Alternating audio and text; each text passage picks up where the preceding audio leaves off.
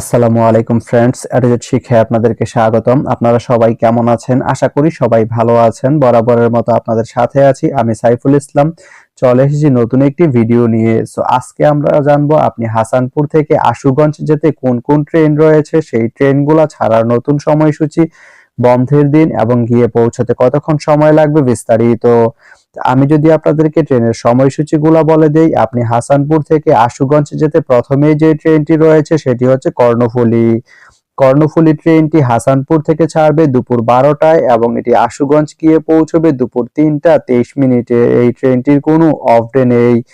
এরপরে রয়েছে Mymensingh mail. Mymensingh mail ট্রেনটি হাসানপুর থেকে ছাড়বে সন্ধ্যা 7টা 53 মিনিটে এবং এটি আশুগঞ্জ গিয়ে পৌঁছবে রাত 11টা 28 মিনিটে। এই ট্রেনটির কোনো অফ ডে নেই। তো আপনি হাসানপুর থেকে আশুগঞ্জ যেতে এই দুইটি ট্রেনের যে কোনো একটি ট্রেন ব্যবহার করতে পারেন। তো ভিডিওটি কেমন লাগলো অবশ্যই কমেন্ট করে জানাবেন। আর ভিডিওটি যদি ভালো লেগে থাকে বা আপনার কোনো উপকারে এসে থাকে তাহলে ভিডিওতে একটা লাইক করে দিবেন, কারণ আপনার একটা লাইক আমাকে অনেক ইন্সপায়ার করে নতুন নতুন আরো ভিডিও বানাতে। তো ধন্যবাদ সবাইকে ভিডিওটি এতক্ষণ ধৈর্য ধরে দেখার জন্য। ভালো থাকবেন, সুস্থ থাকবেন, এডুকেট শিক্ষার সঙ্গেই থাকবেন।